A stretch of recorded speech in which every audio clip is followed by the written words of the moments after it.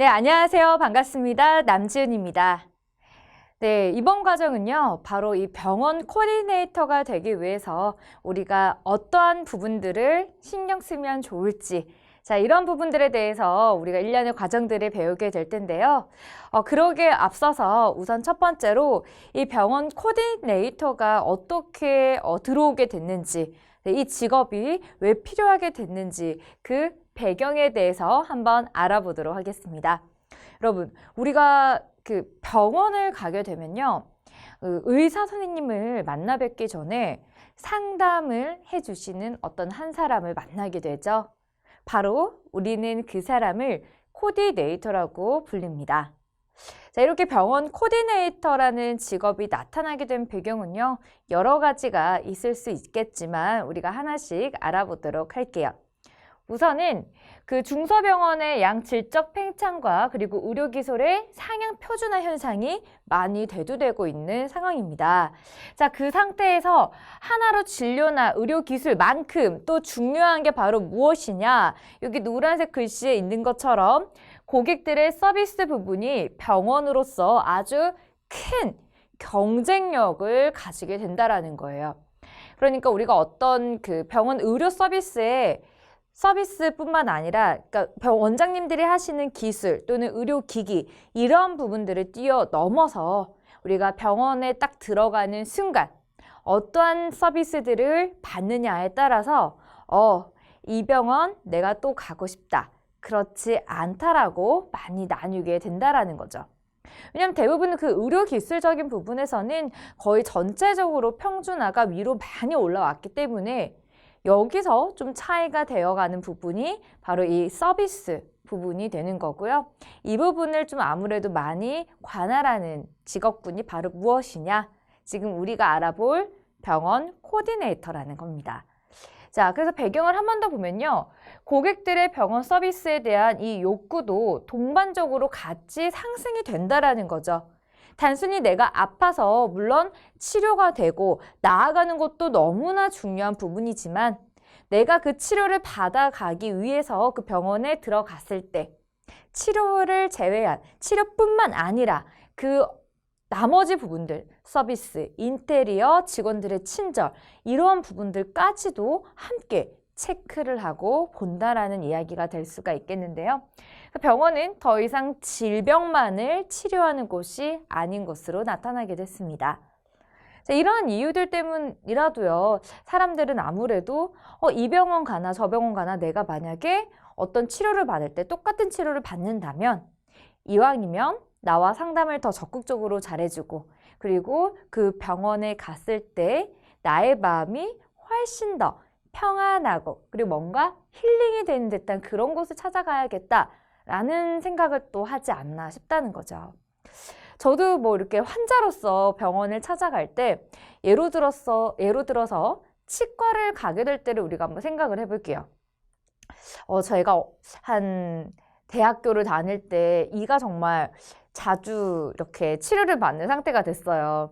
그래서 치과를 종종 가긴 했는데 그때 예로 들면 어떤 치과를 갔을 때는 정말로 이 충치를 이렇게 치료하기 위해서 그 치료만 내가 서비스를 받는 곳인 것도 있고요. 또 어떤 치과를 가면 와, 이렇게 문이 열리는 순간 막 그러는 거 있죠. 따라따라따 막 이런 음악이 막 뭔가 나올 것만 같은 너무나 평안하고 안락한 그 인테리어와 그리고 그 인테리어뿐만 아니라 거기에서 나를 이렇게 응대해주는 직원들의 너무 멋있는 서비스 그리고 표정 또 치료를 받기 직전에 그 치료에 관련된 설명과 상담까지 그 일련의 과정이 너무나도 참 환자로서 고객으로서 편안한 곳이 있더라는 거죠.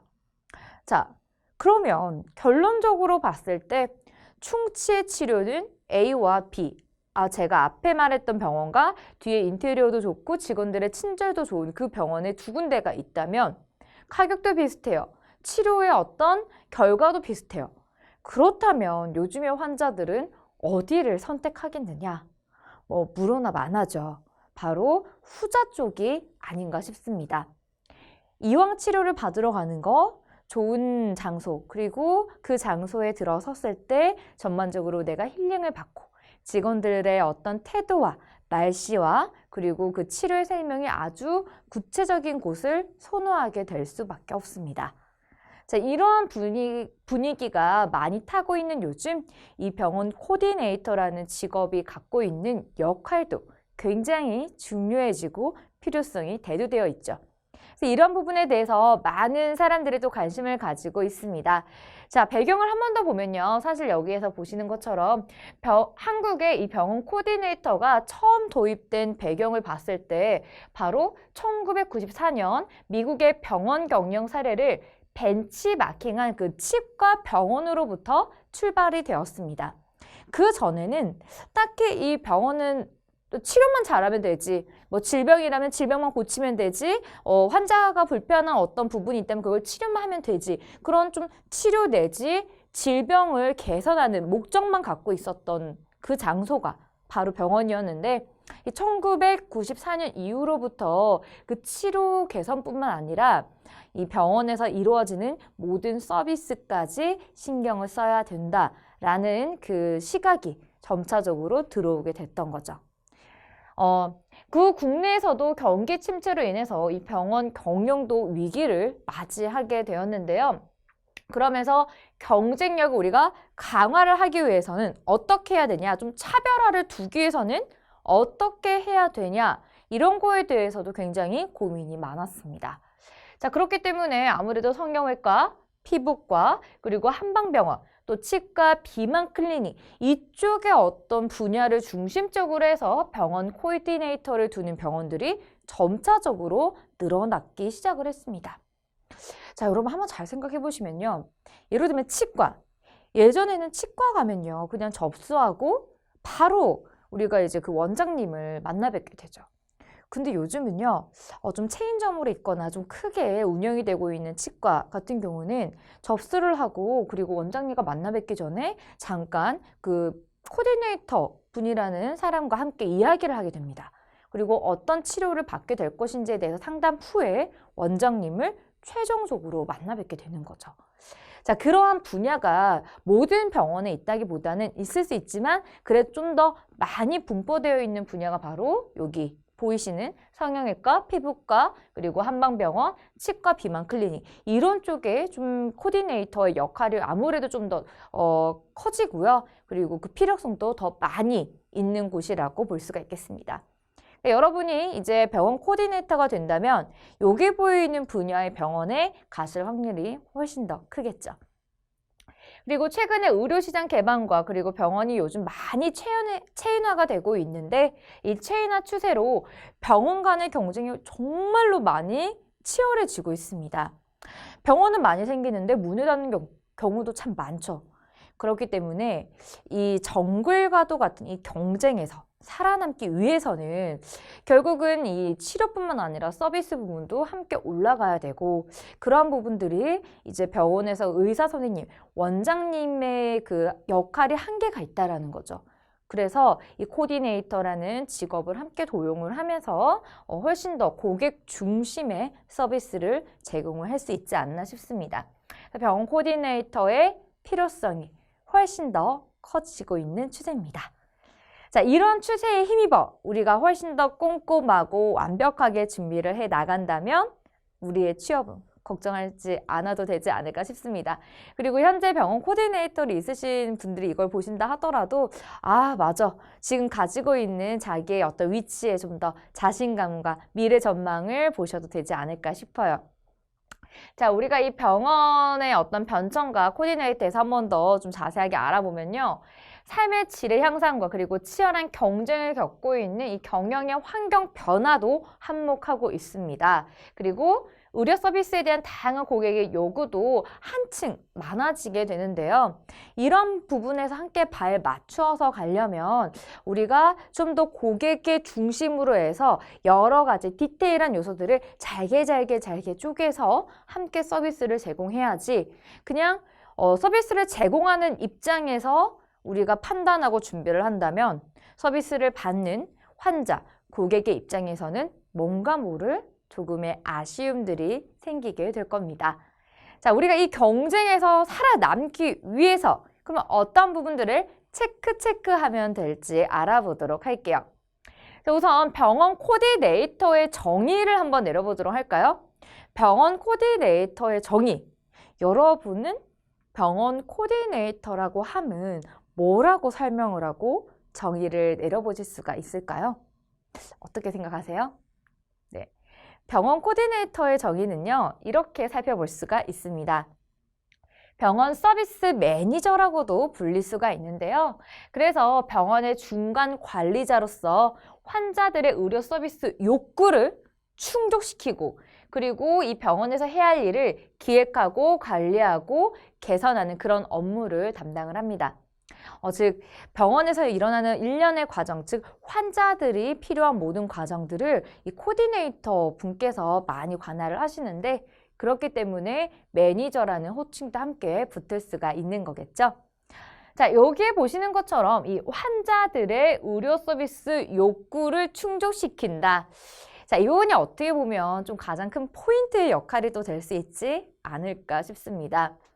예로 들어서 A라는 환자한테 B라는 시술이 만약에 필요한 상황입니다. 근데 이 부분을 이 환자에게 그 필요성을 잘 인지를 시켜주지 못한다면 이 시술을 과연 그 환자가 받을까요? 받지 않는다라는 거죠. 뭐 시술까지 받을 정도로 내 상태가 그렇게 심각하지는 않구나 라는 생각 때문에 또 그거를 굳이 예약을 하고 진행을 하지 않을 확률이 큽니다. 여기에서 바로 이 코디네이터 분의 그 역할이 굉장히 중요한 거죠. A라는 환자분을 훨씬 더 나은 상태로 우리가 안내를 하기 위해서는 이분에게 B라는 시술이 왜 필요하고 그리고 했을 때 어떤 이점이 있는지를 잘 설명해주는 그 역할이야말로 코디네이터 분의 좀 큰 부분이 아닐까 싶어요. 그래야지만 의료 서비스를 우리가 지속적으로 제공이 가능하다고 볼 수가 있습니다. 자, 그렇다면 이 병원 코디네이터의 필요성에 대해서 한번 보도록 할게요. 우선 이 필요성을 왜 있느냐? 자, 여기 보시는 것처럼 자, 병원 코디네이터가 시행 전과 시행 후를 한번 나뉘어서 살펴보도록 하겠습니다. 어떨까요? 자, 보시는 것과 같이 시행하기 전에는 진료 약속 이행률이 64%라면 시행을 한 다음에는 무려 84%까지 상승했습니다. 그리고 진료 상담의 성공률을 봤을 때도 시행 전에는 51%예요. 그야말로 반반이라는 거죠. 하지만 시행을 한 다음에는 반을 훌쩍 넘은 77%가 상담을 한 성공률이 굉장히 올라갔다라고 볼 수가 있습니다.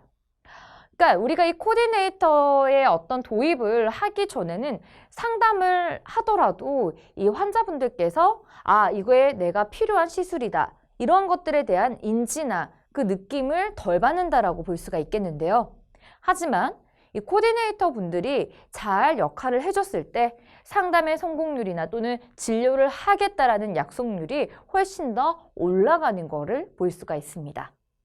자, 이런 것만 보더라도요. 사실 이 코디네이터의 어떤 직군, 병원에서 도입을 안 할래야 안 할 수가 없는 요소지 않을까 싶어요. 자, 그렇다면 우리가 이 병원 코디네이터에 도입을 했을 때 어떠한 이렇게 세부적인 효과가 있을지 한번 알아보도록 하겠습니다. 자, 첫 번째는요. 소개 환자의 비율이 증가한다. 자, 소개 환자의 비율이 증가해요. 다시 말해서 만약에 제가 갑니다. 어떤 이제 병원에 가요. 자, 예를 들면 피부과를 갔는데 요즘 피부가 푸석푸석하고 탄력 떨어지는 것 같아서 이제 피부과에 가서 코디네이터 분하고 상담을 합니다. 상담을 했더니 나는 이 시술에 대해서 어떤 내가 마음에 두고 있던 어떤 시술에 대해서 할까 말까 갈팡질팡하고 있던 찰나에 코디네이터 분하고 상담을 통해서 이 시술이 나한테 필요하구나. 그리고 하게 되면 나한테 어떠한 이점이 오겠구나라는 게 확실하게 몸소 느끼게 되죠. 그리고 그런 부분들을 이제 시행을 했을 때 아무래도 좋다라는 느낌을 많이 받지 않을까 싶어요. 자, 그러면 아무래도 제 피부가 훨씬 더 탄력도 생기고 푸석푸석했던 피부가 윤기도 흐르게 되면서 기분이 굉장히 좋아지겠죠? 그게 일단 고객 만족이 현실화됐다라는 거죠. 자, 그러면 고객은 좋은 거를 혼자 갖고 있지 않아요. 그리고 일단 겉으로 드러나기 때문에 막 주변에서도 너 얼굴 좋아졌다. 뭐야? 뭐 어떻게 한 거야? 라는 얘기가 아주 자연스럽게 오고 가게 되고 또 그렇게 오고 가게 안 된다 하더라도 자랑하고 싶잖아요. 얼마 전에 어디에 갔는데 거기 병원 너무 괜찮게 잘하더라. 라고 주변 사람들에게 소개를 합니다. 자, 소개를 하기 때문에 아무래도 비율이 증가를 할 수밖에 없겠고 또 뭐 자발적으로 막 주변 사람들한테 이러쿵저러쿵 얘기를 하지 않는다 하더라도 만약에 주변에서 요즘 내가 피부가 너무 스트레스를 많이 받아서 조금 탄력도 떨어지고 좀 관리를 해야 되겠다 싶다. 너 혹시 아는 데 있어? 라고 추천을 부탁을 할 때도 어떨까요? 아무래도 그 병원에서 만족스러운 서비스를 받았더라면 다른 병원이 아니라 그 병원의 지인에게 추천을 합니다. 그래서 이 코디네이터가 잘 역할을 수행한다면 훨씬 더 그 고객의 치료뿐만 아니라 서비스적인 부분에서도 만족도가 올라가게 되고 덤으로 소개 환자까지 함께 데리고 올 수 있는 효과도 있는 거죠. 자, 그리고 두 번째는요. 직원들 간의 갈등 해소로 병원의 이직률도 함께 낮아집니다. 자, 아까 우리가 병원 코디네이터를 또 다른 말로 이렇게도 불립니다라는 얘기를 했습니다. 혹시 기억하시나요? 네, 병원 서비스 매니저라고도 우리가 표현을 하는데요. 즉, 병원에서 일어나는 일괄적인 모든 사항들을 우리가 매니저라는 역할을 하시는 분이 관리를 하죠. 그렇기 때문에 이 안에서도 직원들 간의 갈등적인 부분도 이 안에서 잘 풀어내야, 즉 내부 고객이라고 하는데 그 동료들 간의 고객, 우리가 내부 고객, 그리고 우리의 병원을 찾아오는 사람들이 외부 고객. 즉 내부 고객인 직원들도 매니저분들께서 잘 관리를 한다면 이직률도 낮아지고 그러면 아무래도 한 병원에서 한 직원들이 이렇게 충분히 오랫동안 근무를 하면서 시스템 파악이나 또 환자나 고객들의 파악이 훨씬 더 쉽기 때문에 아무래도 결론적으로는 고객들이 만족하는 그 서비스의 체감도는 같이 상승을 할 수가 있겠죠. 그래서 이러한 직원들 간의 갈등 해소 관리 또한 병원 코디네이터의 역할입니다. 우리가 근무를 하거나 일을 할 때 이런 얘기가 있죠. 업무의 양에서 힘든 것보다는 뭘로 보통 스트레스를 많이 받나요? 사람 간의 스트레스로 직장에서 많은 스트레스를 받는다라는 진짜 실제 설문조사도 있습니다. 우리 안에서 스트레스를 받지 않아야 내 자신이 기분 좋은 상태가 되는 거고 그 좋은 상태에서 정말 가슴 깊은 고객을 향한 따뜻하고 밝은 서비스가 나오지 않나 싶어요. 그래서 우리 안에 내부, 우리 식구들부터 일단은 잘 챙겨주시는 것도 코디네이터의 몫이고 그거를 잘 했을 때 이직률도 낮아지면서 결론적으로는 고객 만족 서비스로 이어질 수 있다라는 걸로 기억을 해주시면 되겠습니다. 자, 그러면 세 번째, 자, 한번 보도록 할까요? 자, 세 번째 효과는요. 병원의 홍보 그리고 마케팅에 참여함으로써 병원 경영에 도움을 준다라는 거죠. 자, 우리 병원 코디네이터 같은 경우는요, 그 급여의 어떤 시스템을 보더라도 물론 병원마다 조금씩 다를 수는 있는데 월급제로 가는 경우가 있고요. 또 월급, 기본 월급 플러스 그리고 이제 알파로, 그러니까 환자 한 분당 어떻게 그 시술에 연결이 됐느냐에 따라서 또 이렇게 수당이 또 달라질 수도 있습니다. 그러다 보니까 이 코디네이터 입장에서는 적극적으로 또 홍보나 마케팅이나 이런 데에 관여를 하고 또 신경을 쓸 수밖에 없죠. 왜냐하면 그게 또 같이 직결이 되고 또 역할이다 보니까 그런 게 잘 원활하게 됐을 때 코디네이터로서의 입장이나 또 수익적인 부분에서도 같이 올라가기 때문에 이 세 번째 있는 이러한 효과도 뭐 정말 무시할 수 없는 눈에 보이는 그런 효과라고 볼 수가 있습니다. 병원 코디네이터를 준비하는 여러분들이라면 단순히 환자들하고 어떻게 얘기를 하면 될까? 환자들한테 내가 어떻게 보여줘야 되는 거고 어떻게 업무를 처리해야 되는 건가? 뿐만 아니라 이런 부분까지 같이 신경을 써 주셔야지만 우리 병원으로 오는 환자들이 아무래도 많아지겠고 많아진 만큼 접수 성공률도 같이 올라가겠죠. 그래서 병원의 홍보, 마케팅에 좀 더 적극적으로 참여를 함으로써 병원 경영에 도움을 주는 역할이 또 병원 코디네이터의 역할, 또 효과다라고 볼 수가 있습니다. 자, 그러면 네 번째도 한번 볼게요. 자, 네 번째는 의사의 진료에 대한 집중력이 높아지고 수입이 함께 증대된다라는 거죠. 예전에 이 코디네이터라는 그 직군이 병원에 들어오기 전에는요, 우리가 어떤 진료나 이런 걸 받기 전에 누구랑 주로 상담을 했느냐? 바로 의사 선생님이랑 주로 상담을 했어요. 자, 만약에 그 환자가 적은 병원 같은 경우는 뭐 의사 선생님께서 진료 상담도 해주시고 진료도 하시고 모든 걸 해도 시간적인 여유가 있겠지만 점점점 환자가 많아지게 되면요, 그 모든 거를 병행하기에는 역부족일 수 있습니다. 그리고 상담하느라고 시간이 많이 빼앗기고 또 에너지도 많이 빼앗기기 때문에 정작 정말로 가장 핵심적으로 중요한 치료, 시술이 들어갈 때는 집중력이 저하될 수도 있어요. 그렇기 때문에 이 치료나 또 진료를 제외한 모든 나머지 서비스 부분을 코디네이터 분들이 해주신다면 아무래도 우리 의사분들의 진료의 집중도는 높아질 수가 있고 또 진료도 높아지는데 서비스, 진료에 관련된 진료에 대한 설명, 이런 서비스 부분까지 같이 만족도가 올라가기 때문에 당연히 수입적인 부분은 따라서 증가를 할 수밖에 없겠죠.